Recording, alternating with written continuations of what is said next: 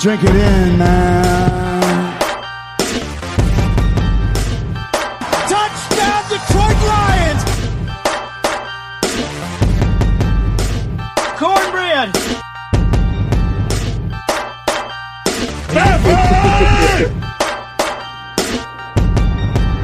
Drink it in, man.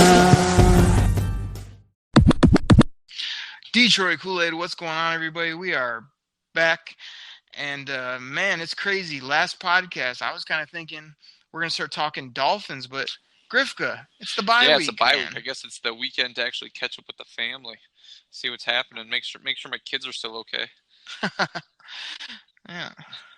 No days off on the Kool-Aid cast, Grifka. We're back here talking football, but we're going to have a bunch of different things we're going to talk about today, Lions related, probably dip into the Dolphins a little bit, but we're also going to tackle some other topics just to kind of, do some different things since there's not a football game right on top of us this Sunday for our Lions. But, man, it almost snuck by me. I was talked about it a lot, and then I forgot, and so we'll do some different things today, have some fun, and then we'll definitely be diving deep into the Dolphins next week because that's a winnable game, and that's a team that we need to go down and beat. So, Grifka, what's going on? News, notes, topics. What do you think? Being a bye week, I mean, there's not a whole lot of news coming out of Allen Park. I mean, from all the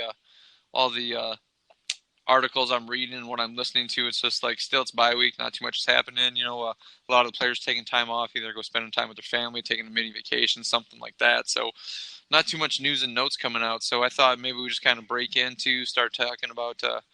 Some of the injuries that we were kind of touching base on last time and even go a little deeper.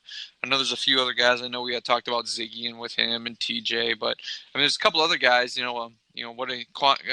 looked pretty good even with his cast on. Jamal Agnew, that's another one. What are you thinking about like a few of these injuries, with the 1 week to heal up, but some that could last a little longer? Do you think Lions need to bring in other people, or do you think, they're just going to do everything in-house? Grifka, before we talk about the injuries, where's your boy Slay and the wifey going on vacation? Nah, man, he's keeping it quiet because he's afraid, I would leak it to the paparazzi, I mean, we're boys, but he still don't trust me. I know you asked for it. Yeah. All he did is wag his finger at you. No, I don't think so. But yeah, like you say, a lot of the players getting away. I mean, to me, a bye week too for the NFL, it is a time, like, I don't think we do this enough in life in general, is just sort of take a break from the grind and get away. So I'm hoping those guys can kind of do what they need to for football and then get away, relax, enjoy themselves, and then come back more fired up than anything. So when you're talking injuries, it's the same thing. Like, this is a great time to sort of get healthy, get over some of those bumps and bruises, maybe put some nagging injuries behind you. So, I mean, I got to just throw a quick question back at you, Grifka.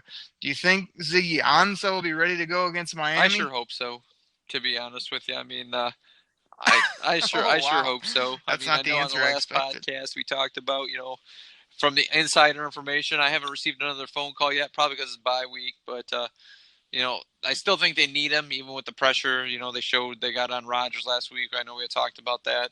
I still think they need the guy on defense. So, let the guy play if he can play. But I wouldn't be surprised if he woke up and, accidentally, stumbled over his cat and, scraped his knee on the coffee table and he wouldn't be able to put the pads on against Miami. So, Grifka, real quick, give the people the classic tagline.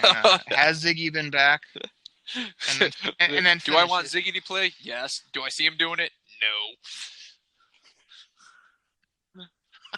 No. That's what I thought. I thought it was going to be a simple no. But to me, again, let me get back to these injuries. So, to me, I see Ziggy Ansah returning in Miami to play football. I think he's had enough time. I feel like it's been trending in the right direction. I don't see why he's not out there. Now, will he finish the game? That's always a question. But I think he's definitely going to start this football game on the rush end there and hopefully make some plays for this defense.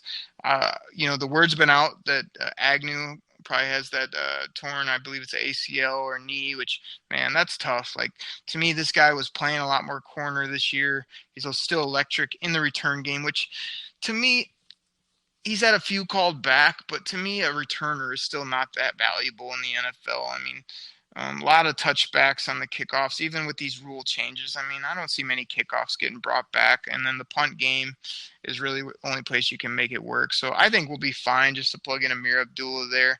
I mean, I like Agnew as a player. I liked him in the draft process, but that one might be, you know, easier to get by than some of the others. And then I have no clue on TJ Lang. I feel like TJ Lang, his career could be over or he could be back in Miami. I don't know. So hopefully when we get closer, we'll find out what's going on with him. And then, Diggs played with the cast. I thought it was fine. And I don't see any other huge issues. I guess we did talk him a little bit last time. Kerryon said he could come back, as you noted. And I think that one's really important. So I'm hoping he just kind of takes it easy, stays off his feet, gets whatever he has to right, because I want to see his touches increase, his role increase, and have that run pass balance, because I don't know if you picked up on it, Grifka, but I saw lots of play action last game where they were tucking in the running back, pulling it out, and looking to throw it downfield, which is what I've been calling for years now. And to continue with the injury situation, I believe that the Lions are going to need your boy Mike Roberts. We saw Toilolo drop that one pass that was right in his breadbasket, and that doesn't look good for our tight ends, considering once another week that doesn't look like the tight ends were targeted at all. And then Roberts just gives the Lions another target in the red zone. So I think I'm hoping he comes back here pretty soon as well. Like you said. Have you heard anything on him? No, I mean they must have put him on the back burner. They must be more worried about the Ziggy, milking this injury, and just Lions trying to hold him out so he doesn't get a big contract. That's all I know. Maybe they're going to try to get him a job at the same bowling alley as Brandon Pettigrew. So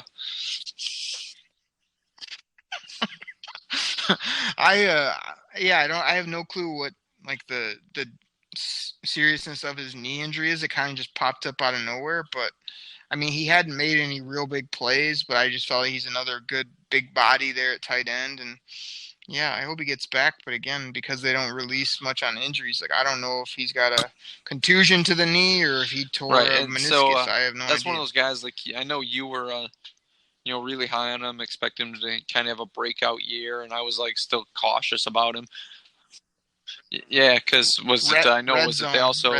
Lions also released Akeem Velez.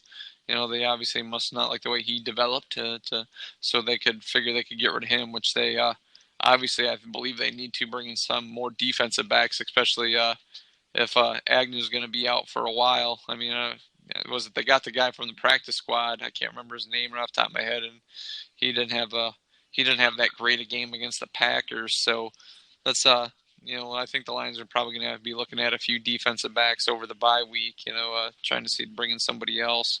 Even though I did read that, they were going to look to use Agnew, just cover him by the guys they already had in house, and you mentioned Amir, so obviously he'll be the guy doing at least the kick returning. I could probably see Golden Tate doing the punt returning, though. I don't know if Amir's a punt returner or not. But you're right. I mean, Amir's more than capable of, catching a ball in the end zone and kneeling down and taking it out to the 25. But he still might fumble it. I don't know. He could be going down for the kneel and it could just pop out of his hands, and that would be something Amir-esque.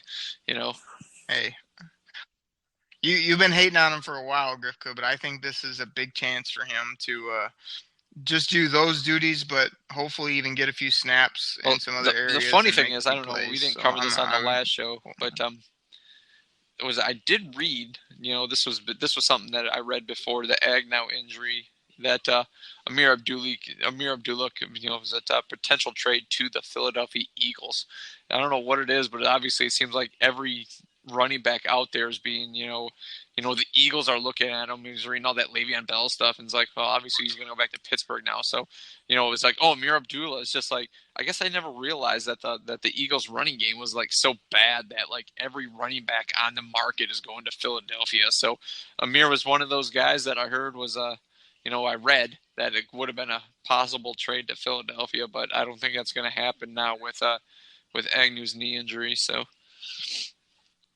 Yeah, they've been saving him for, an injury to creep up. I mean, it's not a running back injury, so I mean, I'd still love to see him dealt for something, and I'd love to see him in a different system and used. But I mean, you can't really jump onto another team at week 6, 7, whatever it might be in the NFL, and really just get rolling. So I bet even if they traded for him, he'd just be a complimentary piece in Philly. They wouldn't be able to really showcase all his talents, but I still think he could be good. Grifka, I don't think we'll see it in a Lions uniform, but we'll see what he does with the rest of his career. But yeah, man, hopefully we get over these injuries and nothing too bad. I mean, overall, you got to feel other than Ziggy. That's one defensive player and one offensive lineman. I mean, other than that, little things here or there, we've been pretty good injury-wise through an early bye week. Doing okay. I mean, it's one of those things where, like, if maybe things would have been different in Dallas if Ziggy would have played, and maybe against the 49ers. But I mean, we talked about those games, kind of broke down what really ailed Detroit in those games more so than if Ziggy was out there. But I'm saying against compared to other teams, there's tons of teams where their starting running backs are gone. We've got top wideouts that aren't playing games. I mean, you got to compare it to the rest of the NFL, which is like a mash unit half the time. So, I mean, yeah, if Ziggy's in, does he make plays for us? That's something to consider. But I'm just saying, look at other teams, even in our division, that are all dinged up all over the place. Like, this is where they got to take advantage of not being hurt too bad across the board. And that's why it's a little frustrating that our defense is still sort of rough because we don't have many big issues. Yeah, like you said, the biggest thing that we can point to on the defense is like, oh, well, they don't have a pass rush because Ziggy's not out there. But that should be something at this point I think the Lions are kind of used to. I know I harp on that a lot, but it's just like Ziggy Ansah on the field. It's just like, it's like a tree falling in the woods. If nobody's there to hear it, does it really fall? If Ziggy Ansah's not on the field, do we really miss him? I mean, it's like something you're almost used to at this point. Every time I see the injury report and I see Ziggy's on it and he's not playing, it's like, oh, okay, no big deal. I guess next man up. We've been there before. So. Yeah. But it is a big deal, but every team, like I say, every week has got somebody that they would like to use or had a role for that's out. It just depends how many you have and what impactful positions. And he's the biggest not only because of his contract and his ability, but, you can't lose defensive ends when that's our weakest spot. So, that does hurt. But, I mean, I'm just looking at all our skill positions are healthy for the most part. Like, a lot of our back end who's been playing really well is healthy. So they should just be even more healthy off the bye. And, if we don't get any of those devastating season enders from any top guys, that's why I don't want to put Golden Tate back returning punts because, I mean, he's been playing well. And I just feel like, he'd done it years and years ago, but I don't remember any good punt returns from him in the last 3-4 years. So I say just keep him healthy and let's start slinging the ball. Like you said, our back end, there's points where like, we complain about like guys running free on, opposing wide receivers. Just like, how come nobody's covering this guy? How come nobody's covering this guy? But there's points where the Lions are getting pressure and sacks because of that back end. And it's actually, and Chris Spielman showed it against the Packers. He showed one play where Rodgers, I think it was the play where, it was later in the game and he was kind of stuck in the pocket. The Lions didn't give him the opportunity to like kind of, sneak out, to roll out, to, create space and give his wide receivers a chance to move. They kept him in the pocket and they ultimately got the sack, but Chris Spielman showed that overhead and he goes, look, nobody's open. He circled like all those guys. And that, that's just good coverage. It wasn't one of those, 2 seconds and the Lions were on him. No, it was probably like 4 seconds worth of blocking, 4 or 5 seconds worth of blocking. And you give any pro quarterback that amount of time and they're generally going to find somebody and somebody's going to get open. So, part of that can be, the wide receivers for the Packers too, but still, I mean, those wide receivers should know enough to, scramble to get open, but they did it against the Lions defensive backs, did it against Dallas. They did it against, New England. They just were they were covering the guys and not giving the quarterback enough time to, sit there. So. Yeah. So I think long and short, like you say, heal up on the bye week, but I just wanted to throw in that caveat of be thankful that really there's only 2 big names, one on each side of the ball that we've been hurt for, a couple other maybes, and then everybody else pretty much ready. Yeah, it's just like you said, so let's keep that going. Between the 2 of them, I mean, I had a debate with my friend, and he's a he's a firm believer that Ziggy Ansah is the best player on that defense. And I'm just like, yeah, okay, man, that's what Darius Slay's for. But, he believes that Ziggy Ansah is the best player on that defense. But, we butted heads on that. But I think it was one of those things like where Lang is on the offensive line. I don't think, like I said, Wiggins is serviceable, at him. And I saw later in the game, Joe Dahl was in there playing a little bit. Once again, it was probably just, a rest for Wiggins in there. I don't know if Wiggins went off with any, any real reason, but I did see Joe Dahl in there later in the game against the Packers. So I don't want to say you could cover up Lang a little easier than you could Ziggy, but still, I think Lang is probably a little more important to the Lions than Ziggy Ansah, to be honest with you. Yeah, Grifka, I don't know if I agree with that. I mean, to me, Ziggy is the more impactful piece. I mean, Lang is a good meat and potatoes guy and a good leader, but I don't love Kenny Wiggins by any means, but I think you can always hide a offensive guard a lot better than you probably can a impactful, big, strong defensive end. So we'll see what happens. I mean, like you say, I feel good about our injuries overall. I mean, a few things, but again, as I preached to you on previous shows, it's never going to be perfect. We're never going to be 100% healthy. I mean, just like my fantasy team, I wish everybody was healthy, ready to go, but a few injuries, you just got to find a way to get around them. So we'll be all right. With it being a bye week, there's not a whole lot happening. Like I said, we can just kind of read all the stale reports coming out of your friends, down at the Detroit News and the Free Press. But the Lions have beaten, like we had talked, I feel they've beaten obviously the best two teams on their schedule so far, and come up a little short against the other teams. With that being said, what do you think the Lions need to do, to get, to the top of the division, to win the division? Because I'm not quite for sure if wild card's going to come out of this division or not. I feel for them to make the playoffs, they might have to win this division. So, technically they're sitting on the bottom right now. That Green Bay and Minnesota had is definitely helping them at this point. But what do you think the Lions need to do to get up to the top of the division? Well, I mean, at this point, to me, it's just as simple as, focus on those division games. You've let 3 games get away against teams that we should have beat, but I hate to say that because I always joke with friends that there's no clue when that schedule comes out and when these games kick off every Sunday of who's going to win, how these games are going to play out. Like, you really can't map it. So, and again, as a Lions fan, I don't want to be chalking up W's against people all day long. I think every week it's a dogfight. You don't know if you're going to blow a team out, if you're going to get blown out. So to win this division, you have to hunker down against these teams that you feel you're even with or have a good chance of beating and play a tough football game. When the Vikings, Bears, and Packers come to town or you go to their house, you got to put an emphasis on those games. And they're right in the thick of it in the division. I mean, people would have loved to have a 3-2 record, or some people 4-1, that type of thing. But to me, 2-3 is a realistic start. A win against the Packers is much better than losing to the Packers and beating the Jets. So I think they just need to take care of home. Again, these home games, they've got 2 in their back pocket, and they had the one debacle that we were at. So take care of your home field. Win your division games, try to maneuver around any major injuries, and don't turn the football over. I mean, to me, those are the things that will get you right up there fighting with Green Bay. And I don't know, it's going to be a dogfight. I was going to say Green Bay and Minnesota, but I think this whole division is going to be within a game or 2 of each other come to the end of the year. Yeah, I would agree with you on that. Just that's how I see it. One, protect home field. That's the biggest thing. I know every team wants to do that, but based on where you're at, based on the Lions' schedule, they really need to defend their house. Like you said, I'm sure they put a little more emphasis on the Bears and Vikings and Packers, but showing that they can play against the Packers and beat those guys, you have to feel just as confident going against the Vikings and Bears.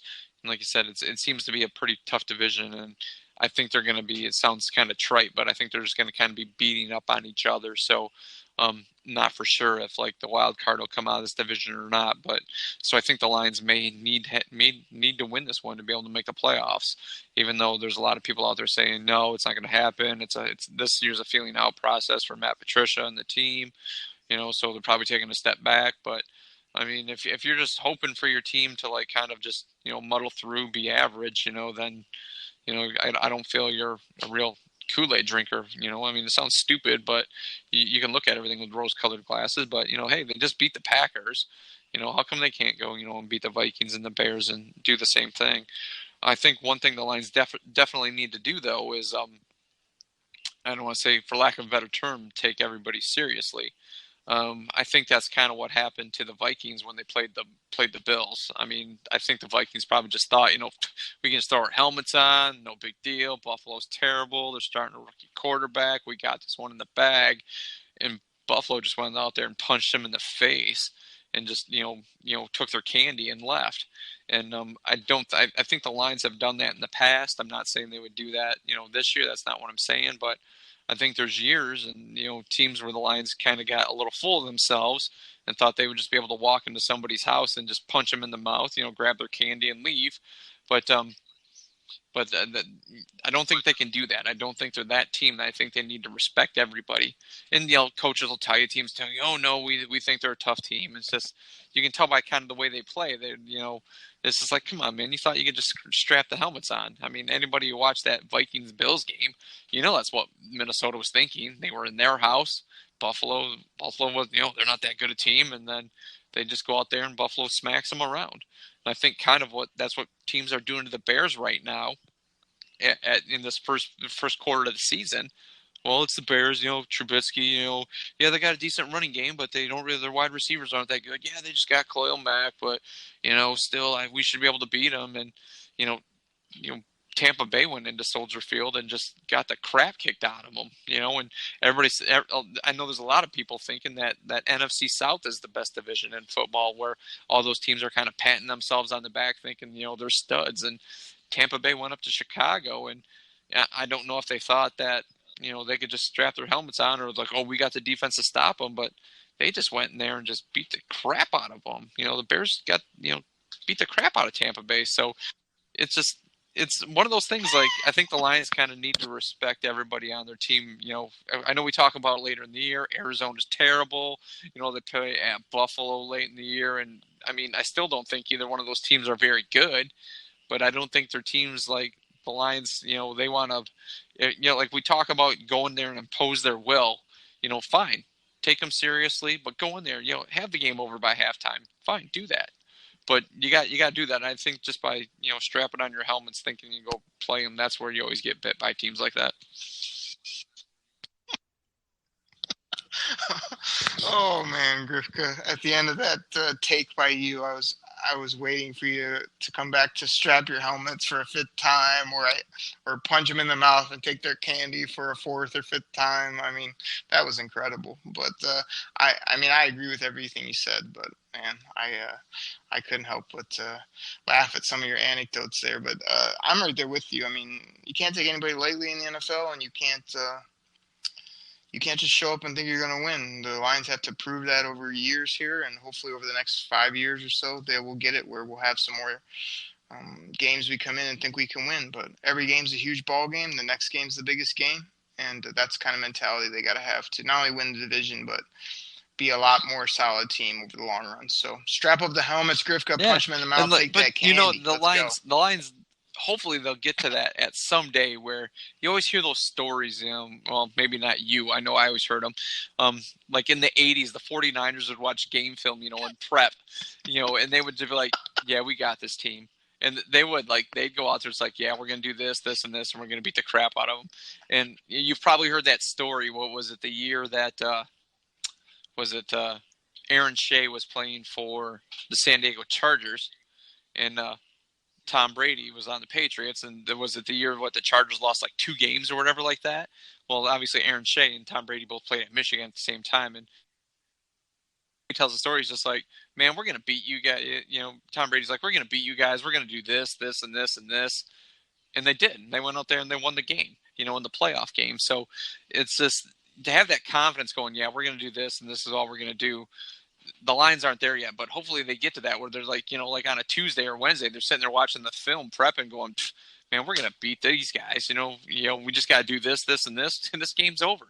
I don't think they're there yet, but not even close. But it would be nice to have that one day where you hear those stories where like Matt Stafford was just sitting there on a Thursday going, man, we're going to beat the crap out of the Bears because this is what we're going to do, and they just go in there and impose their will. So that would be nice. Yeah, something to strive for, no doubt. Yeah. Speaking of, I know we talked a little about the Bears, Vikings, and Packers. Is there anything where do you think they're at? Where like Detroit, I know it's a long season and they haven't played the Bears yet and the Vikings yet and they played the Packers once. Or you think there's things that the Lions need to do or change that they would, change what they're doing now to be able to beat the Bears, the Vikings, and, maybe even sweep the Packers? Yeah, there's lots of things they have to do. I mean, right now, just looking at the stats and the numbers, they still are not. I mean, they did a little bit better against Green Bay, but I mean, the run defense has to sure up. We talked a lot on the last show about them coming out a lot more hair on fire, a lot more aggressive. That's got to happen. I think that the biggest thing to me, and I think they said it on the broadcast on Sunday, and I had been telling it to you for weeks, is the NFL, yeah, it's a coin flip, but if you really break it down, the only stat that matters more than any others is the turnover battle. So, you have to win that turnover battle, and you have to get those turnovers at opportune times. So to beat the Vikings in Minnesota, you're going to need turnovers deep in their end. You're going to need turnovers when they're driving on you and you need to stop. You're going to need sacks, at opportune times. I don't care if you get 5, 6 sacks. I want 2 or 3 that really matter. And the offense, I was hearing somebody too talking about, I don't know that we realize how good of a receiving core we have right now with Marv, Kenny, and GT. To me, there's not many other teams that have 3, 4, not 4, because TJ Jones is terrible, but 3 guys that can really get after you in all types of routes, the field, all that type of stuff. I think we really need to maximize that because we might not have that in 2019. So spread them out, helps the run game too when you throw it around a little bit. So I think the biggest keys in the second half and just beating some of these division teams or teams that are quote unquote better than the Lions on paper, impactful, crucial turnovers when the game really matters, and offense getting clicking. That's what's got to happen. Yeah, I agree with you on that. The turnovers will be huge. It's strange when I think about these 3 teams: the Bears, the Vikings, and the Vikings and the Packers. That they're 3. I realize they're 3 different teams, but you almost got to play them 3 different ways.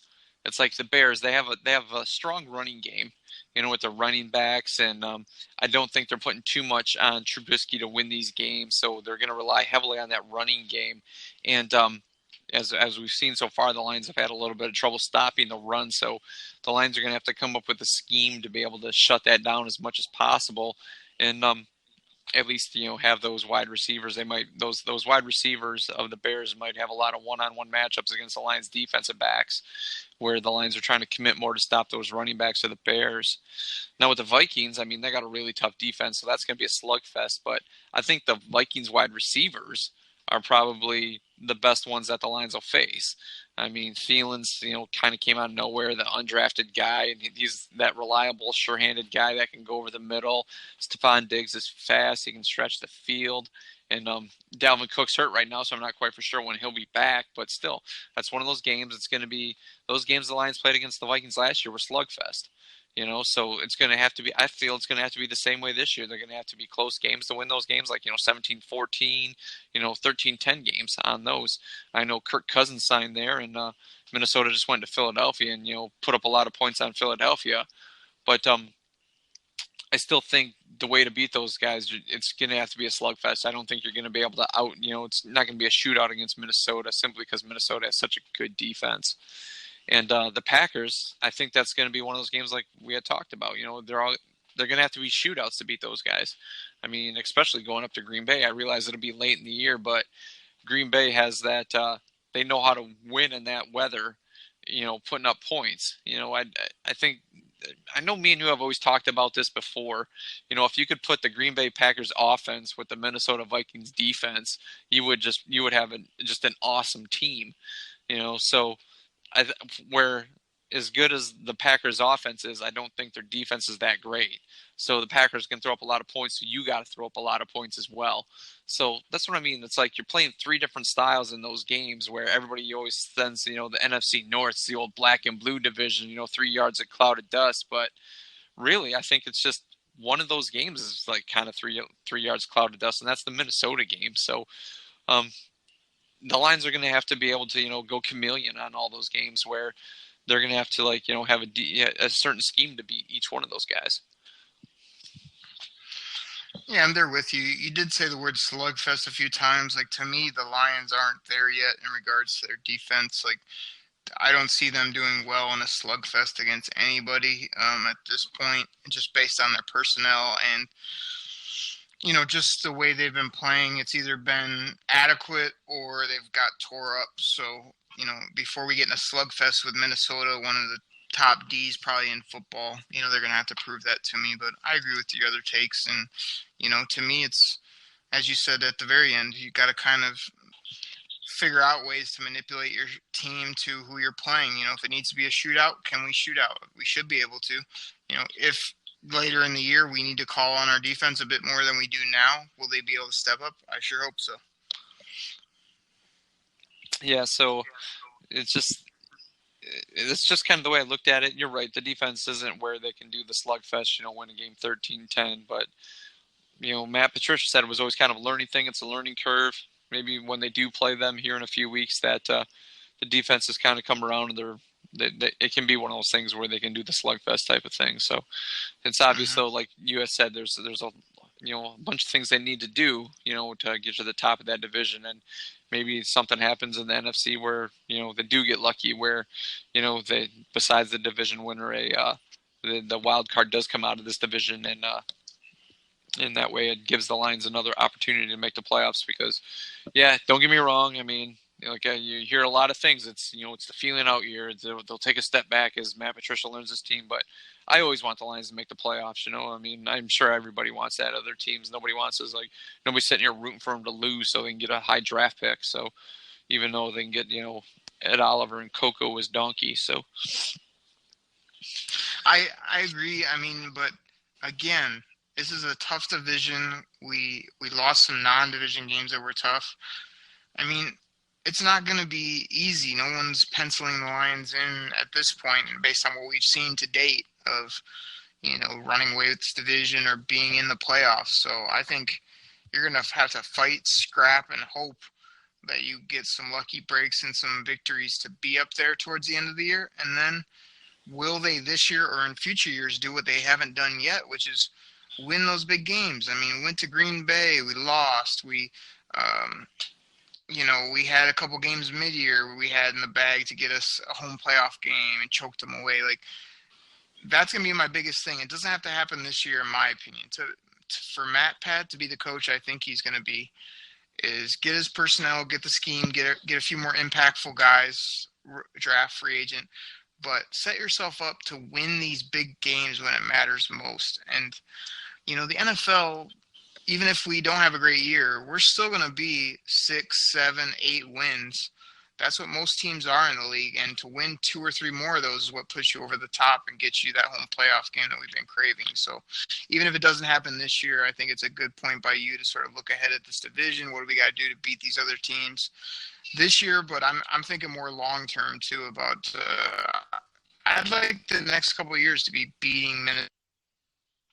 I'd like to be not worried about when we play Green Bay in Lambeau and saying, hey, if everything's on the line, we have a team that can go get those games. And they got a lot of work to do to get there, but I think that that's the goal. Yeah, I would agree with you on that. And you make some good points there. So I know you don't like it when I agree with you and you always want me to debate you on stuff, but no, I agree with you on that right there. Like I said, this being the bye week, we don't want to harp too much on it. I'm telling the people, I don't know when, but it's wait, Grifka. Yeah. Grifka, can you hear me? Yeah. Okay. I need to talk to the people for a second because I don't know when it's going to happen, but there is going to be a Grifka bell that's going to be implemented here before this season is over. I'm going to get one of those little bells that you see at a hotel, and when you go with the Grifka isms or when you agree with me, we're going to ring that bell, son, because like you say, I love it, but we got to get a Grifka bell. So people look out for that. It's Okay. coming soon. Okay, so like I said, this being a bye week, we don't want to harp on the Dolphins too much. You agree with that? You can do it if you'd like to, but I'm going to move on. You don't agree with the bell, Grifka? Like I said, you can do it if you'd like that, but do minds reasonable minds can differ. Give me the tagline. Reasonable minds can differ, but go ahead. See, you're gonna make me self-conscious of it. I'll stop doing look for that. That's gonna be amazing. I'll stop doing it. So, okay. Like I said, with it being a bye week, we're just gonna move on here. No way. Not when I buy a bell, you won't. You're gonna do them. Derek's obviously tickling himself with a feather here, so we're just gonna move on. All right. With it being a bye week, I don't want to harp on the Dolphins because I know you guys want to hear 3 shows on the Dolphins. So, I mean, we're just gonna take a step back. I know we don't like to do this, but we're gonna have our. What about Reggie White? Bing. See, I'm going to stop using Reggie White. I'll start using like Mark Gastineau or something on you. You're going to be like, who's that guy? And I'll be like, huh? I'll say somebody like, I'll say like Tracy Scroggins, and you're going to be like, wait, who's that guy? I'm like, he used to play for the Lions. Gosh, give me a break. You know? So, anyways, let's get this back on track. Grifka Bell is going to be good. Can't wait. Yeah. So, once again, with it being a bye week, we're just going to go around the league. I know you guys don't want to talk about listen about the Dolphins, so and I know we don't like to do this, but I just want to get Derek's thoughts on a few things right now with it just being a bye week. Right now, I mean, who would you call at this point? You know, I want to say like top 5, but give me like your top 3 teams right now in the NFL. You know, what teams have shown you the most that you're like, yeah, these teams are great right now? I mean, Grifka, when you're talking top teams in the NFL, I think comes down to 2 main ones. I mean, not going to have any shockers here. To me, the Rams are dynamic offensively. They got some playmakers on defense. They're struggling through a few injuries right now, which would be tough. And then we got the Chiefs. I mean, the Chiefs have been the talk of the town. Patrick Mahomes, Andy Reid calling those crazy plays in that offense. But their defense is nothing to be too happy about over there. So we'll see what happens with those 2 teams. But, I mean, those are my top 2. And then if you're looking for a third, I mean, between the Patriots and the Saints, I mean, I feel like those are the teams with the most firepower, especially the way the Pats are coming into form now with people coming back. And, man, the Saints just have a lot of playmakers, too, on both sides of the ball. So those are my top few teams. Yeah, I'm agreeing with you on those teams. I know the Rams are just – I know the Rams are just going out and beating a bunch of teams right now. And I think Brandon Cooks, I think he got hurt last game, if I remember seeing that. I mean, he got blown up, concussion, man. Yeah, so that does take out the guy who stretched the field for him. Cooper Kupp, concussion too. Yeah, so so they still got Todd Gurley on that team, but their defense, like you said, it's pretty dynamic. So they're still going to be really tough. Same can be said about the Chiefs. I mean, Patrick Mahomes having a great year. Obviously, Andy Reid was smart enough to get rid of the game manager and Alex Smith and just go out there and start have a quarterback who can wing it around and Pat Mahomes. And then, like you said, between the Patriots and the Saints, I know the Saints are throwing up a whole lot of points. I'm still not sold on the Saints defense, though. I think it's kind of like a few years ago, where the Saints would go around and just kind of, beat up on a whole lot of teams by outscoring them, as opposed to shutting them down.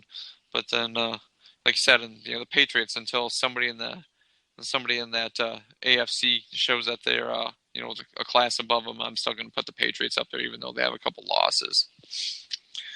So right now, who would be some of the worst teams that you think right now in the NFL? Well, after week 1, when we left Ford Field, we thought we saw one team that was pretty bad, but they've turned it around. That's our Lions.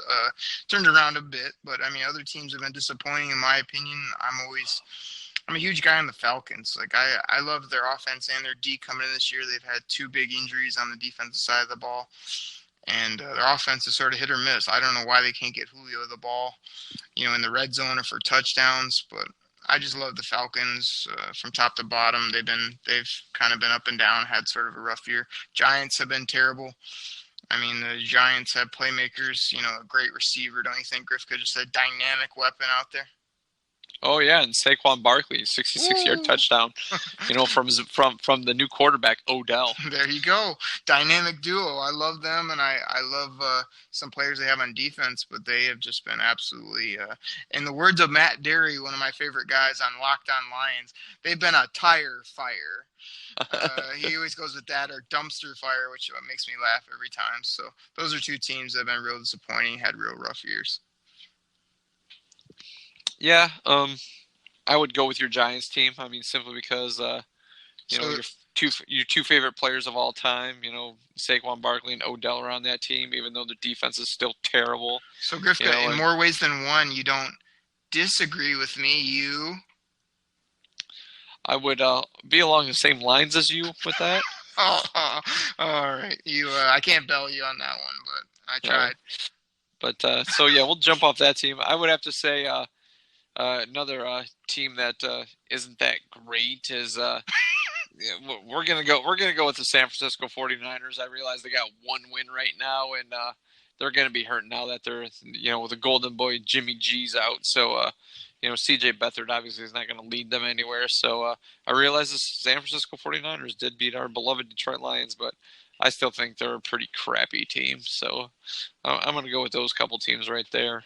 Who do you think couple biggest surprise teams right now? Who are you surprised at, either where they're at or what they're doing right now?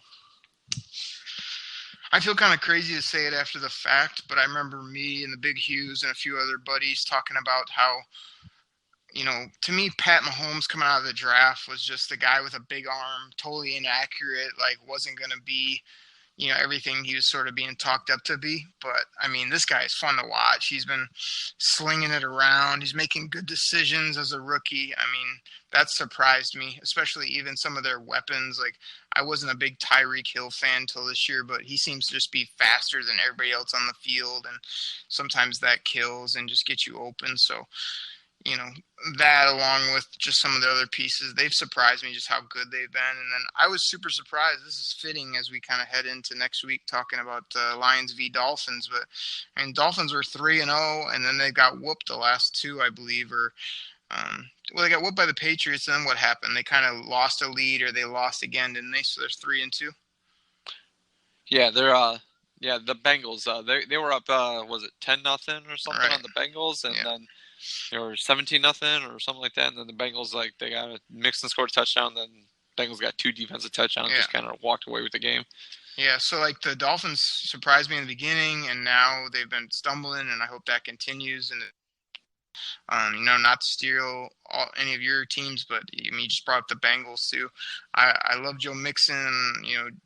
Green's been doing it for a long time, but they seem to be putting up some W's and playing more consistent. Usually they're great one week and then terrible for a couple weeks, then good again, and then they always lose in the playoffs. But, I mean, I think the Bengals have a solid team on both sides of the ball.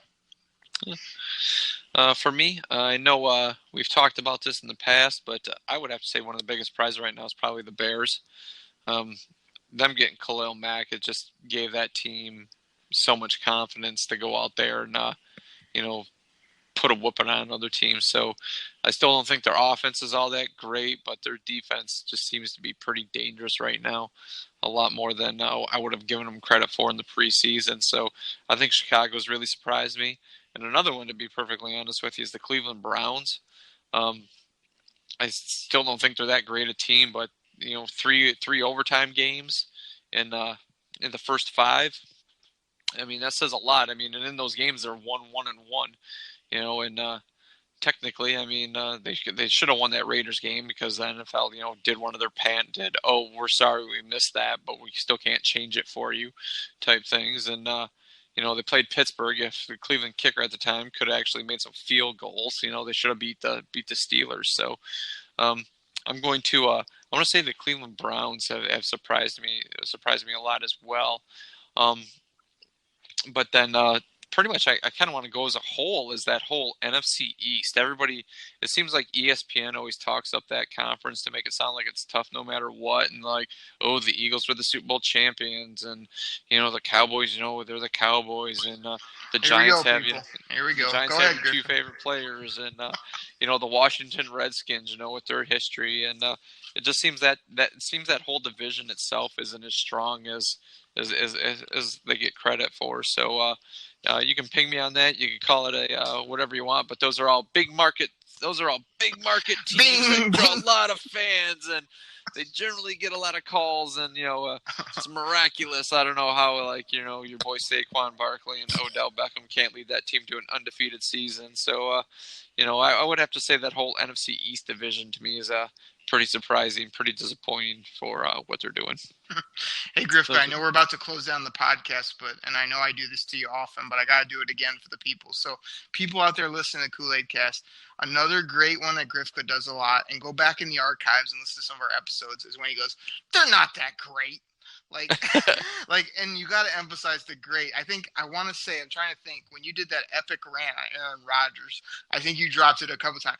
He's not that great. I mean, come on. You just went on, you nailed that a lot of times. So to me, that always makes me laugh, and that's a classic go-to how they're not that great. So I love that. So, yeah, there's lots of teams out there that's been surprising, and there's a lot that aren't that great. So, like I say, it'll be interesting to see how the season shakes out. I mean, we're not even 6 games in barely, so lots of football to play.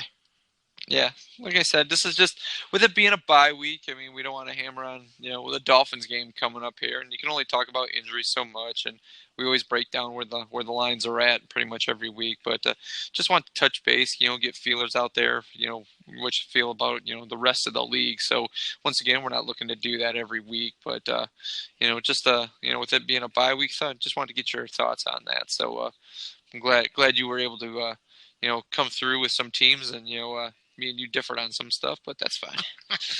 Yeah, man, sounds good. So, like you say, everybody, enjoy this bye week. The Lions are off, but there's still great football out there to watch. I know I'll be keying in on my fantasy football, and like Grifka said, getting away some family and some general hangout time while our team won't be on the weekend. If we got any Wolverine fans out there, big game against Wisconsin this Saturday, and then we'll have NFL football back next week where we're taking on the Miami Dolphins. So for me and for Grifka, we'll be back next week talking all things Dolphins, any type of injury updates, any other nuggets we can get. So looking forward to it, and it'd be great to even up that record, Grifka, and get us headed in the second half of our season off the bye week on a good note. So anything else for the people before we get out of here?